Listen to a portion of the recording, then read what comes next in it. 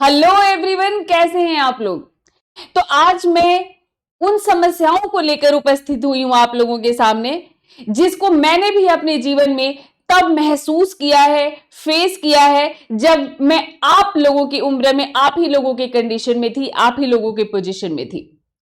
तो मैं आप लोगों को ये कहना चाहती हूँ दोस्तों, आप समझते होंगे इस चीज को कि लोगों को हमें हमारी उपलब्धियों से ही आका जाता है, और जब तक हम कुछ अचीव नहीं कर लेते तब तक लोग हम पर अविश्वास रखते हैं, हम पर डाउट करते हैं। और उस केस में हम चाहे अपने परिवार की बात करें, पीयर ग्रुप की बात करें, रिश्तेदारों की बात करें, पड़ोसियों की बात करें, सभी लोग हम पर डाउट करते हैं। हम पर एक अविश्वास रहता है कि हम सक्सेसफुल होंगे भी या नहीं होंगे। और ऐसे में कई बार हमें बहुत ऐसी परिस्थितियों का, ऐसी चीजों का भी सामना करना पड़ता है जिससे हमारा मनोबल कई बार टूटता है। यानी हमारे घर में ही हमारे माता पिता भी एक समय जब आता है जब वो भी थोड़े डाउटफुल हो जाते हैं हमें लेकर। इसी तरह से हम सोसाइटी में जो हमारा स्टेटस है, जो प्रेजेंट हमारा स्टेटस है, उसको लेकर के भी कई बार लोग हमें हीन नजर से देखते हैं, हीन दृष्टि से देखते हैं, और हमें एहसास कराने की भी कोशिश करते हैं कि भाई तुम हमसे नीचा हो।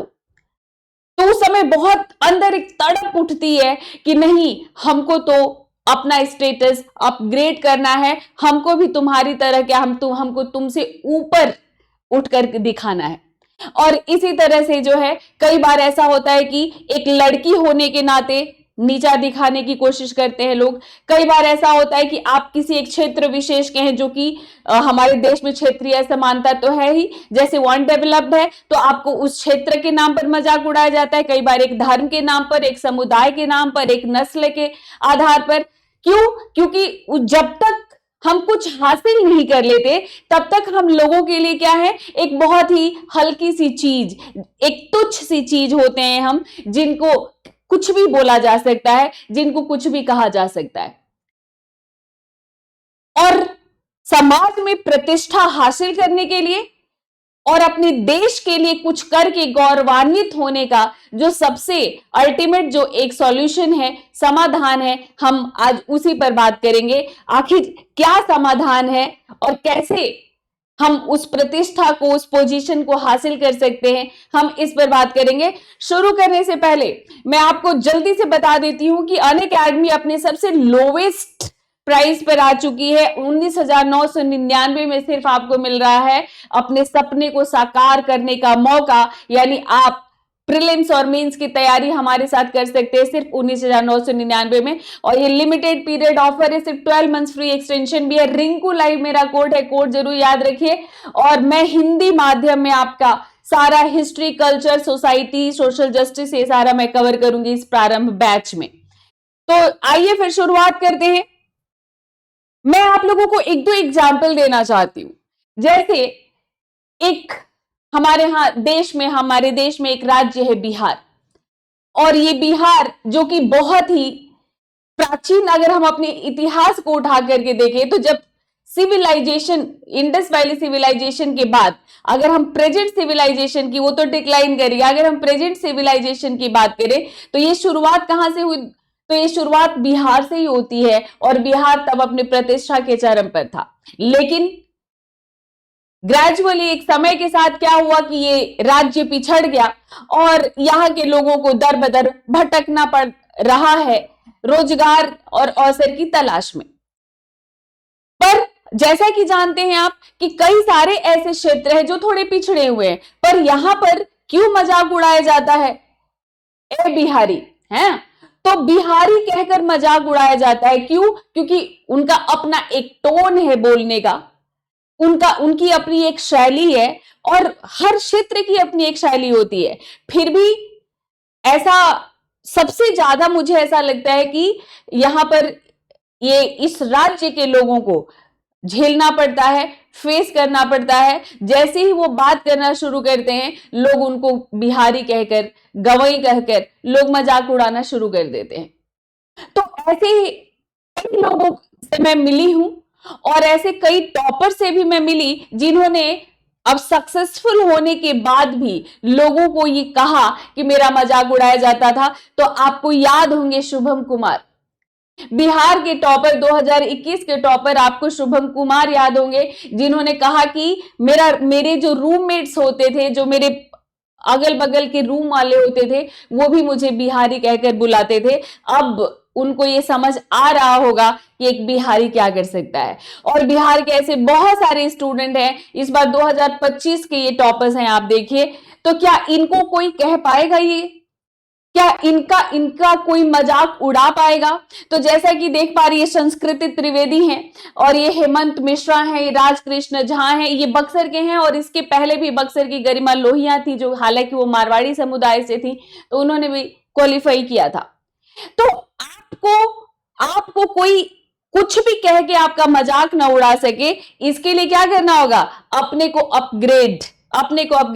और आपको, ये वही बिहारी हैं और इनको भी शायद एक टाइम पर कुछ लोगों ने ऐसा कहा होगा जब ये अपने राज्य से बाहर निकले होंगे, लेकिन आज इन्होंने साबित कर दिया है कि जो इनका मजाक उड़ाते थे या मजाक उड़ाते रहे हैं, उनसे ये बहुत बेहतर हैं। तो ये क्या होता है कि ये हम अपनी मेहनत से ही इसको हम साकार कर सकते हैं, अपनी मेहनत से ही, सिर्फ इसके अलावा और कोई तरीका नहीं। और सबसे जो प्रतिष्ठित तरीका है वो क्या है? आईएएस बनना। सबसे प्रतिष्ठित तरीका आईएएस बनना है।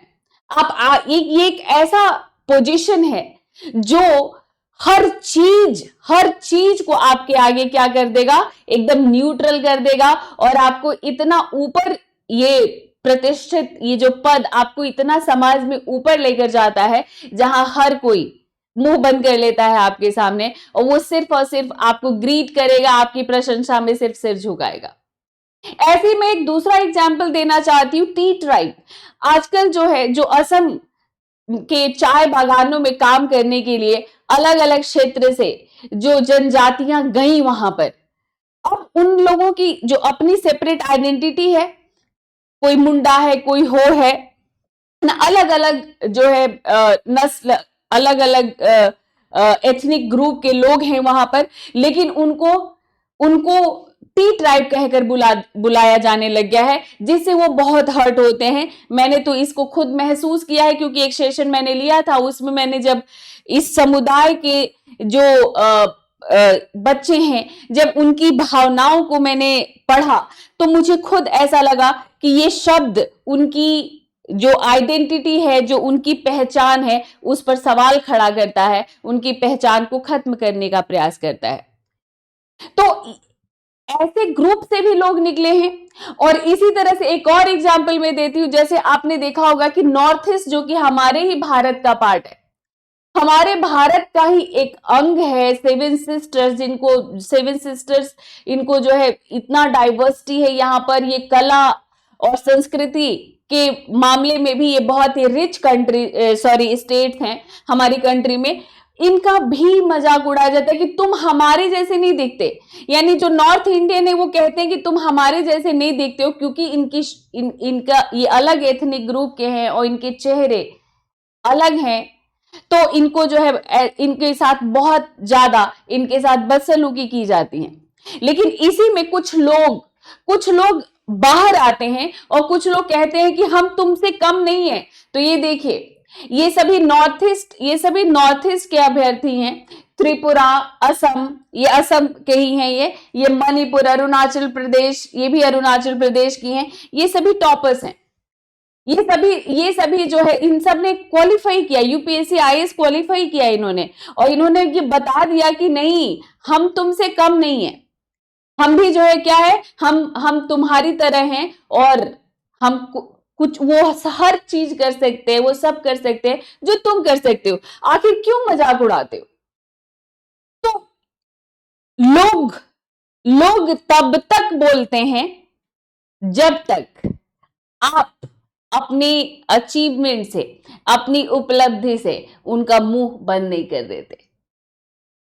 और जैसा कि मैंने बताया कि समाधान क्या है, तो समाधान यही है कि आपको उस पद पर, उस पोजीशन पर जाना है जो जिसके नीचे ही सब आता है, जिसके नीचे ही आता है सब, और वो शुद्ध रूप से देश की सेवा भी है, समाज की सेवा है और मानव की सेवा है। एक दूसरे पॉइंट पर मैं आती हूं, बहुत हमारे देश में पॉवर्टी है और अगर हम लोग स्टार्ट से अगर हम लोग देखते हैं तो अगर हम लोग शुरुआत से देखें तो हमारे समाज में उच्च स्थान किनको मिला, तो हमारे समाज में हमेशा उच्च स्थान जो मिला है वो जो शुरू से ही ये जो हमारा जो वर्ण व्यवस्था था, है ना, तो हमारे वर्ण व्यवस्था में जो शुरू से ही किसमें थे, जो शुरू से ही टॉप पोजीशन पर थे, जो यानी कि ब्राह्मण और क्षत्रिय जो शुरू से टॉप पोजीशन पर थे, और जो तीसरे नंबर पे हम लोग बात करें तो वैश्य, लेकिन सबसे नीचे आ जाते थे कौन, तो सबसे नीचे रखा गया शूद्र, और फिर शूद्रों की कई जो है कैटेगरी बन गई थी। तो जितने भी काम करने वाले, एक्चुअल काम करने वाले लोग रहे वो हमेशा निम्न श्रेणी में ही रहे, क्योंकि उनको एंसेस्ट्रल नहीं मिला कुछ, है ना, उनको जो है मतलब अपनी जो है पीढ़ी दर पीढ़ी जो एक विरासत मिलती है उनको नहीं मिला, इनको सब कुछ अपनी मेहनत से करना था।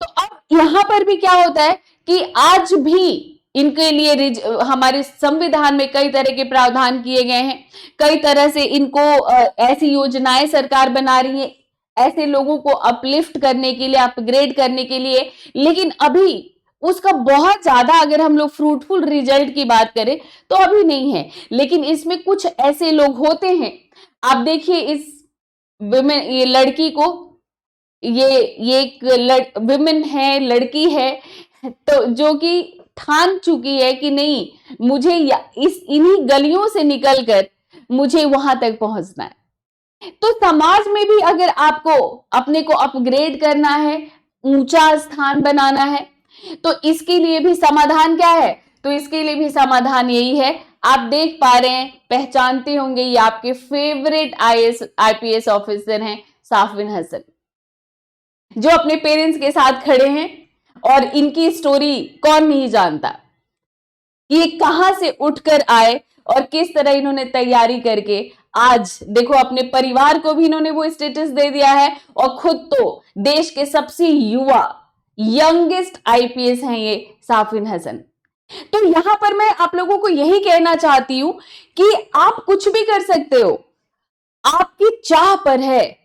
अगर आप बार बार अगर फेल्योर हो रहे हो, बार बार अगर आप अनसक्सेसफुल हो रहे हो, अभी अभी प्रीलिम्स का एग्जाम हुआ है और अगर आप नहीं क्वालिफाई कर पा रहे हो और आपको ऐसा लग रहा है कि नहीं थोड़ा सा कंफ्यूजन हो गया, ये कुछ भी, मेरा ये सिंपल ये कहना है कि अगर आप सक्सेसफुल नहीं हो तो कहीं ना कहीं आपके एफर्ट में कमी है, और वो अगर आप एफर्ट लगाओगे तो 100% आपको रिजल्ट मिलेगा।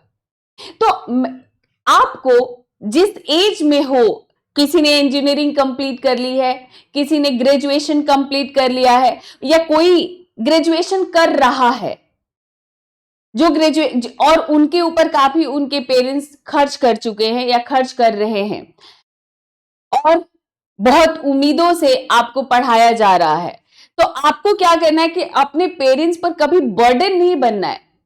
आपके पेरेंट्स ने आपको बचपन से ऐसे ही पाला है और आपको ऐसे नहीं बनना है कि आप जब इस एज में आ जाएं उसके बाद भी आपके पेरेंट्स आपका बोझ ढोते रहें और आपको यूं ही लेकर चलते रहें। आपको अगर कौन सी चीज आपको मोटिवेट करती है, आप उसको अपना मोटिवेशन बनाओ।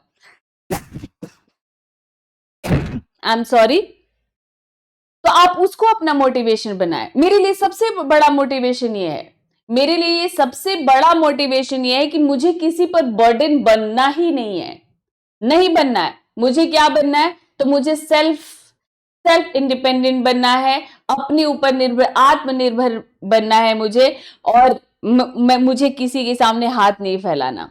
और एक टाइम था जब मेरे पेरेंट्स ने कर दिया, अब मुझे उनसे कुछ भी नहीं चाहिए, है ना।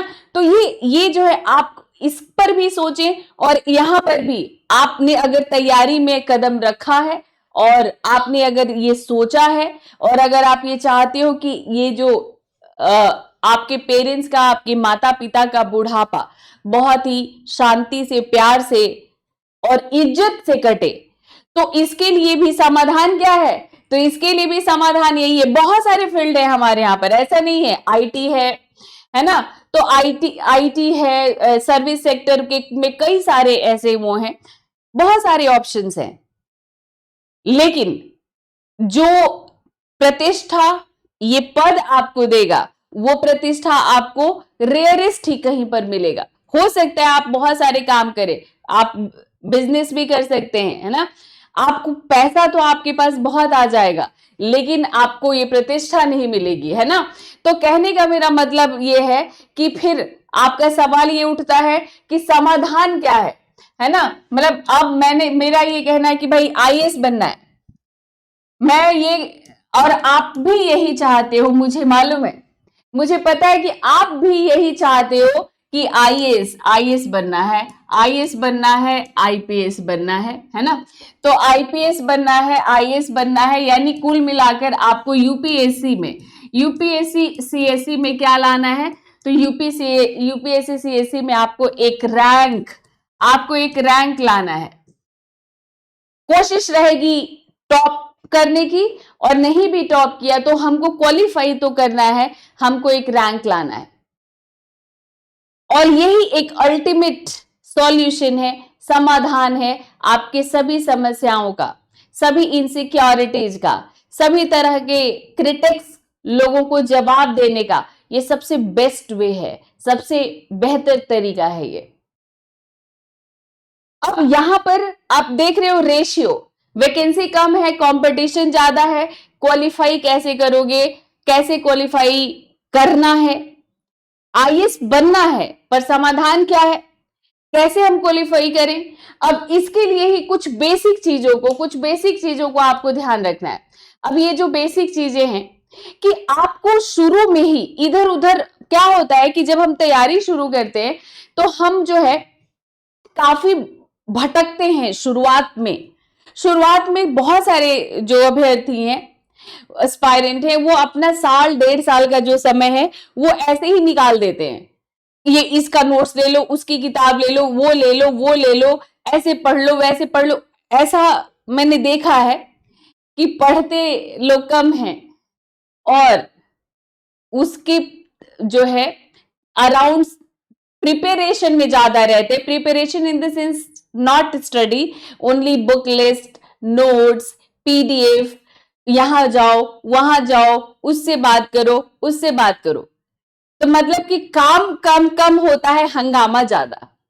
आपको शुरू में ही एक बार अगर आपने ठान लिया कि आपको यूपीएससी सीएससी क्वालिफाई करना है, आपको आईएएस बनना है, तो आप सबसे पहले एक राइट जो है गाइडेंस को चुनिए, एक सही मार्गदर्शन। और बहुत सारे अवेलेबल हैं आज के समय में, आप हमें भी चुन सकते हैं। मैं अनअकैडमी की पार्ट हूं और मेरे साथ बहुत सारे एजुकेटर हैं, आप मधुकर सर हैं, और ऐसे ही बहुत सारे एक्सपीरियंस्ड एजुकेटर्स जो है हमारे हिंदी टीम में जो है, हम मधुकर सर की गाइडेंस में हम सब कर रहे हैं, मृणाल सर हैं। मतलब अनअकैडमी पर आपको पूरा का पूरा सॉल्यूशन मिलता है। ये मैं मार्केटिंग के लिए मैं नहीं कह रही हूँ, सही मार्गदर्शन पर मुझे ध्यान आया कि आपको शुरू में ही एक राइट गाइडेंस चुनना है, और जो है उसके साथ सिलेबस को समझते हुए, एक स्पष्ट समझ रखते हुए कि मुझे क्या पढ़ना है। और ऐसे में अगर आपने राइट गाइडेंस जो है चुन लिया है, तो उस राइट गाइडेंस में क्या होता है कि वो आपको ये भी बता दिया जाता है कि भाई आपको यही पढ़ना है और इसी पर आपको स्ट्रिक्ट रहना है। तो उसको मतलब ये बहुत जरूरी है। ये आपकी तैयारी की शुरुआत में ही ये बहुत जरूरी है आपके लिए कि आप एक राइट अप्रोच लेकर एक सही दिशा में आप अपनी तैयारी को शुरू करें, सही दिशा में आप चले। नहीं तो 2 कदम इधर, 2 कदम इधर, 4 कदम इधर, तो अगर मैं ऐसे ही चलती रही तो क्या मैं कहीं पहुंच पाऊंगी? क्या आप कहीं पहुंच पाओगे? कहीं नहीं पहुंच पाओगे। तो ये जरूरी है कि आप सबसे पहले अपने सही दिशा को चुने, सही दिशा को, और फिर उसके बाद जो है आप अपना एक ठोस और व्यवहारिक टाइम टेबल बना लें। एक ठोस और व्यवहारिक टाइम टेबल। ये नहीं कि जो है चलो मुझे आईएएस बनना है और आईएएस बनने के ये उसके सेकेंड स्टेप तो आपका ये रहेगा, सेकेंड स्टेप आपका ये रहेगा कि बुक लिस्ट भी आप अपना एक सही बना लें, एक राइट गाइडेंस चुने। आपका राइट गाइडेंस आपको बताएगा कि आपका बुक लिस्ट क्या होना चाहिए, यानी आपको किन किताबों से अपनी तैयारी करनी है,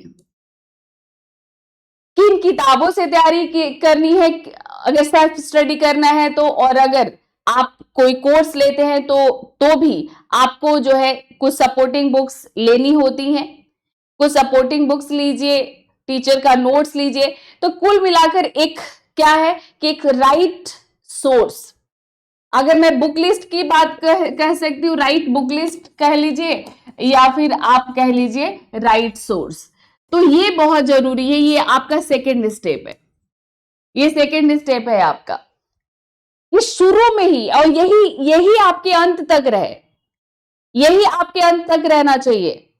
लास्ट तक जो बुक लिस्ट आप बनाओगे अपना तैयारी की शुरुआत में, अंत तक चाहे आप 5वें अटेम्प्ट में क्वालिफाई करें शक्ति दुबे जी की तरह, लेकिन अंत तक यही हो रहना चाहिए आपके पास, क्योंकि बार बार 10 अलग अलग किताब पढ़ने से बेहतर होता है कि एक किताब को 10 बार पढ़े। ये बात मैं आपसे 100 बार कह चुकी हूं, और जो नए हैं उनके लिए कह रही हूं कि एक बुक होनी चाहिए एक विषय के लिए। ये नहीं कि मॉडर्न हिस्ट्री के लिए बिपिन चंद्रा भी ले लिया, स्पेक्ट्रम भी ले लिया, नहीं, एक ही लेना है। तो ये तो मैंने ऐसी पिक्चर लगा दिया है, मैं एक बुक लिस्ट के लिए आप लोगों को मैं एक अलग से वीडियो बना दूंगी। और फिर थर्ड स्टेप है ये आपका, थर्ड स्टेप क्या है कि आपके पास बुक्स आ गए, सिलेबस आपने समझ लिया, दिशा आपने अपना तय कर लिया, अब बुक भी आ गई, उसी सही दिशा का पार्ट है आपकी बुक्स, और उसके बाद आप एक ठोस और व्यवहारिक आप अपना टाइम टेबल बना लें। व्यवहारिक का मतलब समझ रहे हो आप, प्रैक्टिकल ये नहीं कि आप तैयारी की शुरुआत में कहते हो कि मैं 16 घंटे पढ़ूंगा, 18 घंटे पढ़ूंगा, मैं 12 घंटे पढ़ूंगा, मैं 10 घंटे पढ़ूंगा। आपने ये तो कर लिया, 2 दिन पढ़ते हो, 4 दिन पढ़ते हो, उसके बाद फिर 10 दिन तक नहीं पढ़ा, 2 दिन तक तो आप इस उसमें रहते हो कि अरे मैंने बहुत पढ़ लिया है, 2 दिन तो आप इसी भान में रहते हो कि मैंने बहुत पढ़ लिया।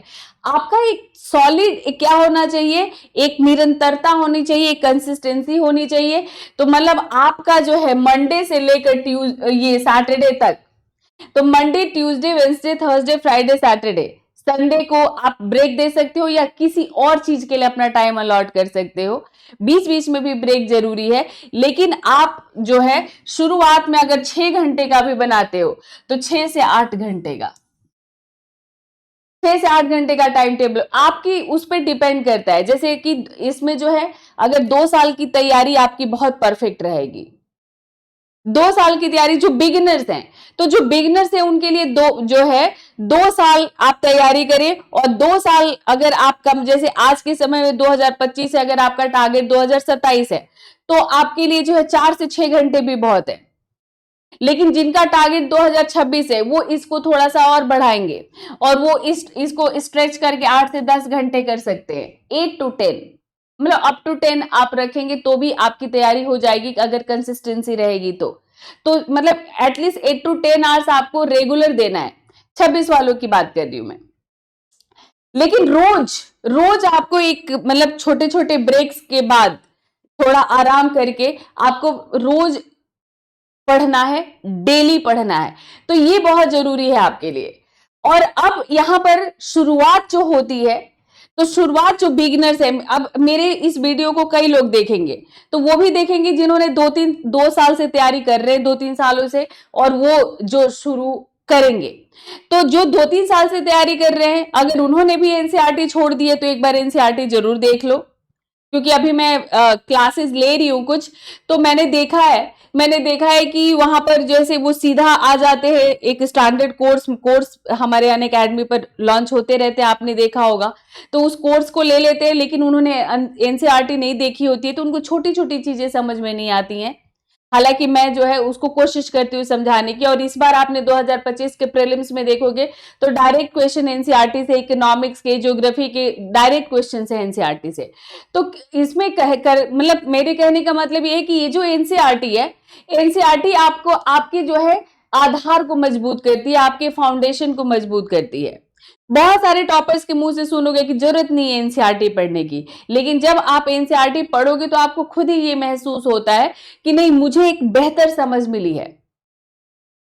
तो ये जो है एनसीईआरटी से आपको एक मजबूत आधार मिलेगा। जैसे कैसे एक नींव, जब हम घर बनाते हैं तो हम जो अपना नींव बनाते हैं, नींव जब मजबूत होता है तो फिर ऊपर दीवार दो ईंट की भी खड़ी कर देते हैं तो हो जाता है।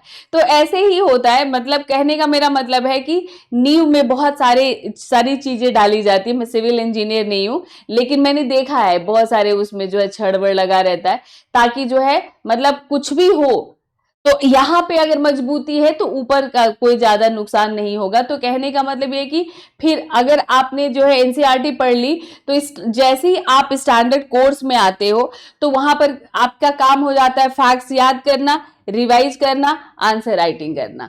तो इसलिए एनसीईआरटी जरूरी है। ठीक, तो मतलब एनसीईआरटी से शुरुआत कर लो आप, और उसके बाद फिर आपका कोर्स में तो टीचर के साथ फिर आप पढ़ोगे ही, टीचर के साथ पढ़ोगे। सेल्फ स्टडी कर रहे हो तो स्टैंडर्ड बुक से पढ़ो, साथ में करंट अफेयर भी देखते रहो। करंट अफेयर भी जरूरी है, क्योंकि करंट से रिलेटेड बहुत क्वेश्चंस पूछे जाते हैं। प्रीलिम्स के लिए मॉक टेस्ट आपको शुरू में नहीं देना होता है। शुरू में मतलब जैसे वो वाला बिल्कुल एक्चुअल वाला जो मॉक टेस्ट होता है जिसमें आपका ऑल इंडिया रैंक पता चलता है, वो तो 45 दिन 50 दिन पहले। लेकिन टॉपिक वाइज बहुत जरूरी है शुरू से ही। तो जैसे ही कोई टॉपिक आप पढ़ते हो तो उस टॉपिक पर जो पीवाईक्यूज आए हैं वो देख लो, और अगर उस पर एमसीक्यूज आपको मिल जाते हैं तो उस पर एमसीक्यूज भी जो है आप लगाते रहो। तो पिछले बेसिकली हर टॉपिक पर अगर आप पिछले साल के पीवाईक्यूज को हल करते हो, सॉल्व करते हो, चाहे वो प्रीलिम्स हो या मेंस हो, तो ये भी आपको उस टॉपिक पर बढ़िया कमांड देता है। तो बहुत सारे ऐसे हैं अभ्यर्थी जिनको मैं जानती हूँ, वो इसको बहुत लाइटली लेते हैं, क्योंकि पीवाईक्यू तो आपने 2 बार देखा, आंसर याद हो गया। तो उसका आंसर याद नहीं करना होता है, बेसिकली उस पैटर्न को समझना होता है, और ये समझना होता है कि उस टॉपिक में क्या इंपॉर्टेंट है और कहां कहां से क्वेश्चन पूछा जा सकता है। तो बेसिकली ये आपके लिए इंपॉर्टेंट होता है। तो इसीलिए कहा जाता है पीवाईक्यू हल करो। और प्रीलिम्स का करते हो तो आपको बाकी सारे फैक्ट्स याद होते हैं, सिमिलर फैक्ट्स, और इसका जब आंसर राइटिंग करते हो तो आपको ये समझ में आ जाता है कि भाई मुझे किसी क्वेश्चन को मेंस में ऐसे ही लिखना है। तो आंसर राइटिंग भी बहुत जरूरी है।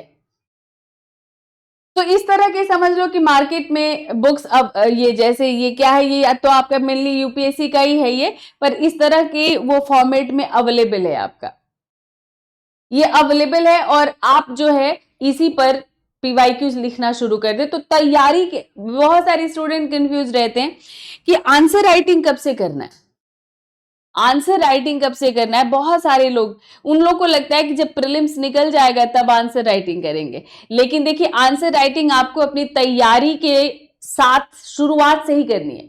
यहां तक कि अगर मैंने आपको कहा कि आप एनसीईआरटी पढ़ो, तो अगर आप एनसीईआरटी पढ़ रहे हो तो एनसीईआरटी के लास्ट में जो क्वेश्चंस हैं उसको भी लिखो।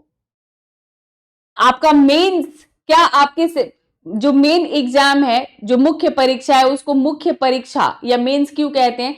कि क्योंकि आपका सिलेक्शन उसी पर होता है और वहां पर यही मैटर करेगा। समाधान बता रही हूं मैं आपको।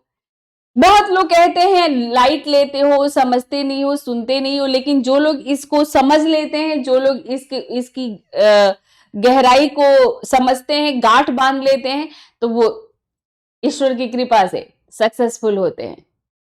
तो आंसर राइटिंग शुरू से करना है, शुरू से। ठीक, आंसर राइटिंग करते हुए चलना है।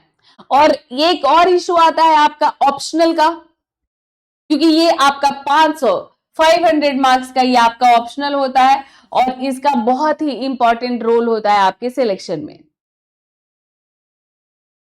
अब ये जो ऑप्शनल है कैसे चुने, ये बहुत बड़ी समस्या होती है स्टूडेंट्स की, बहुत बड़ी समस्या होती है कि ऑप्शनल को कैसे चुने। यहां पर सिंपल सी बात है कि ऑप्शनल जो आपके लिए बहुत कठिन है, कोई विषय जो आपको थोड़ा सा बोरिंग लगता है या आप बहुत मुश्किल से उसमें तथ्यों को याद कर पाते हो, तो ऐसा कोई विषय आपको एज ए ऑप्शनल नहीं लेना चाहिए।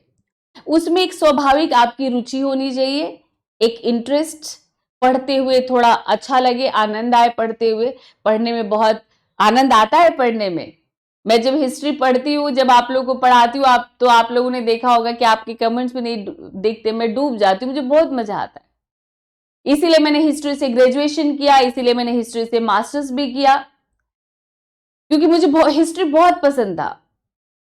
तो मतलब हिस्ट्री का मेरा मजाक भी उड़ाया जाता था कि इतिहास में क्या रखा है ऐसा, लेकिन मुझे इतिहास बहुत अच्छा लगता था। और अब तो यूपीएससी इतिहास को इतना इंपॉर्टेंस देती है, तो आप तो समझती होंगे कि इतिहास का अपना एक महत्व है। तो उसी तरह से कोई भी विषय जो आप जिस विषय में आपकी एक स्वाभाविक रुचि है, तो उसी को आपको लेना चाहिए एज ऑप्शनल।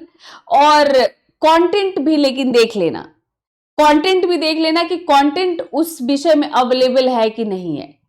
अब जैसे मान लो कि आप लोगों को कोई जैसे मन होगा कि मैं अपना कोई मदर टंग है, उस मदर टंग से मैं ऑप्शनल लूंगा, आप लोग साहित्य में ले सकते हैं। तो साहित्य में तो हमारी जो 22 भाषाएं 8वीं अनुसूची में, उन सभी भाषाओं से आप ऑप्शनल दे सकते हो। यहां तक कि अगर आपने मैनेजमेंट किया है तो एमबीए किया है तो उससे भी दे सकते हो, मैथमेटिक्स से लोग देते हैं। तो कुल मिलाकर आपको इसमें ये देखना होगा कि भाई चलो आपको ये पसंद तो है, पर उसमें कंटेंट अवेलेबल है कि नहीं है।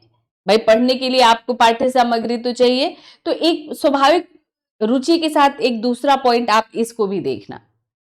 तो जिस विषय में रुचि है, जिसका कंटेंट भी, जिसका पाठ्य सामग्री भी मार्केट में अवेलेबल है, आप उसको ही चुने, वो बेहतर रहेगा आपके लिए।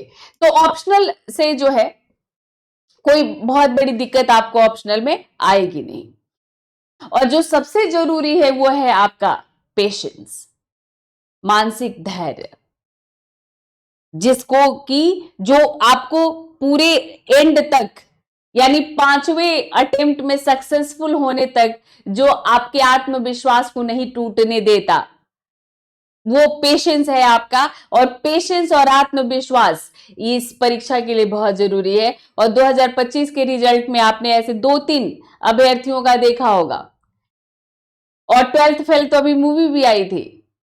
तो क्या है कि अगर ये जो है, ये लोग अपनी तैयारी अगर बीच में छोड़ देते, अगर शक्ति दुबे 5वें अटेम्प्ट को नहीं देती, या पहले ही तीसरे अटेम्प्ट तक अगर वो हार मान लेती, चौथे अटेम्प्ट तक हार मान लेती, तो फिर वो क्या सक्सेसफुल होती? नहीं होती। तो आपको पेशेंस रखना है, पेशेंस रखना है, और लेकिन अपनी गलतियों को अंडरलाइन करते हुए भी चलना होगा कि भाई मैं क्यों जैसे एक बार यूपीएससी की जर्नी आपने शुरू की, मैं ये बिगिनर्स के लिए भी और उनके लिए भी जो इस फील्ड में है, तो एक बार आपने यूपीएससी की जर्नी शुरू की, तो आपका फिर क्या होता है कि कई बार ये सांप सीढ़ी वाला गेम होता है। ऐसा भी होता है कि इंटरव्यू तक गए और अगर वहां पर सिलेक्शन रह गया, तो फिर वापस से आप प्रीलिम्स की परीक्षा देते हो, यानी सीधे सांप के ने 99 पर काटा तो सीधे आप आ जाते हो उसकी पूंछ पर, जो शायद सेकेंड और थर्ड से शुरू होते हैं।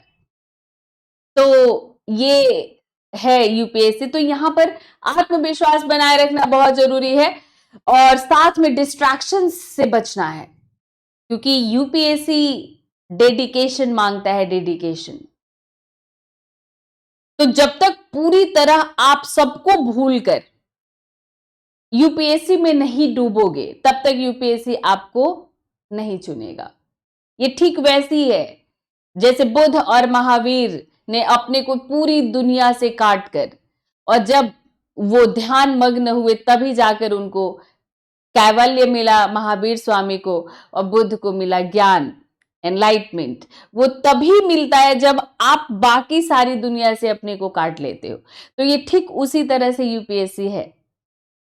तो यूपीएससी में क्वालिफाई होना है, रैंक लाना है, तो आपको बाकी दुनिया को भूलना होगा। इन सभी डिस्ट्रैक्शंस को, स्पेशली देखो सोशल मीडिया जो है बहुत बड़ा डिस्ट्रैक्शन है। फोन पर चैट, बातें, है ना, ये लैपटॉप पर जो गेम्स खेलते हो, ये सब बहुत बड़ा डिस्ट्रैक्शन है। इन सब से मैंने क्या कहा आपको कि सब कुछ भूलकर यूपीएससी में डूबोगे तभी यूपीएससी आपको चुनेगी। तो डिस्ट्रैक्शन से अपने को बचना है, कम से कम डिस्ट्रैक्शन आपको रखना है। तो उम्मीद है कि आपको समाधान मिल गया होगा कि आईएएस कैसे बनना है, और आप बहुत लच्छेदार भाषा नहीं, एकदम सिंपल सरल भाषा में मैंने आपको रास्ता बताया है। और अगर आप इसको फॉलो करोगे और अपने प्रति ईमानदार रहोगे तो आप जरूर सक्सेसफुल होगे। जरूर सक्सेस कहीं नहीं जाएगा, वो मिलेगा ही मिलेगा। क्यों? क्योंकि जैसे आप सक्सेस की राह देख रहे हो, सक्सेस भी रास्ते में आपकी राह देख रहा है। बस आपको पहुंचना है वहां तक। दोनों को एक दूसरे को वैल्यू करना है, दोनों को एक दूसरे से मिलना है। तो जाने से पहले मैं जल्दी से फिर से बता देती हूं कि आपके इस जर्नी में हम भी आपके साथी हो सकते हैं। 19,999 में सिर्फ मिल रहा है, ये भी आप लोन पर भी ले सकते हो। तो ये लोन पर भी अवेलेबल है, ये 12 मंथ्स फ्री एक्सटेंशन भी है इस पे। और इसमें आपको तीनों माध्यम से बैचेज है। हिंदी माध्यम में मैं आप लोग का हिस्ट्री, कल्चर, इंडियन सोसाइटी, ये सब मैं आप लोग का कवर करूंगी। और ये बैच आपका शुरू हो रहा है कब? 31 मई से ही शुरू हो रहा है। और जो 2025 के प्रीलिम्स में जिनको उम्मीद है उनके लिए मेंस का हम लोग प्रोग्राम लेकर आए हैं। मेंस एनरिचमेंट प्रोग्राम सिर्फ 5,999 में आपको मिल रहा है। और optional PSIR, sociology, maths, agriculture, public anthropology, geography, history available है अनअकैडमी पे, जिसमें हिंदी माध्यम से हिस्ट्री मैं कवर कर रही हूं आप लोगों का। और हमारे यहाँ पर एक सिंपल सब्सक्रिप्शन भी है, आइकॉनिक भी है, जिसमें आपको एक मेंटोर मिल जाता है। कॉम्बो में आप जीएस और ऑप्शनल दोनों आप साथ में ले सकते हैं सिर्फ 27,999 में। तो थैंक्स फॉर वॉचिंग, फिर मिलेंगे। देखो, मेरा जो ध्येय है, मेरा जो उद्देश्य है, मेरा उद्देश्य यही है कि आप सब लोग सेलेक्ट हों, आप सब लोग क्वालिफाई करें और आप देश का जो सबसे सर्वश्रेष्ठ पद है उस पर आप लोग चयनित हों। और जब मैं हो जाऊं 65-70 साल की, तो मैं चाहती हूं कि कम से कम जो है 700 मेरे ऐसे स्टूडेंट हो जो भारत के अलग अलग कोने में इस देश की सेवा कर रहे हो, समाज की सेवा कर रहे हो और अपने माता पिता का नाम जिन्होंने रोशन कर दिया हो। तो फिर मिलते हैं। मेरा प्रयास आप लोगों के लिए जारी रहेगा, पर आप भी अपने प्रयास से ना चूकें। All the best, bye bye.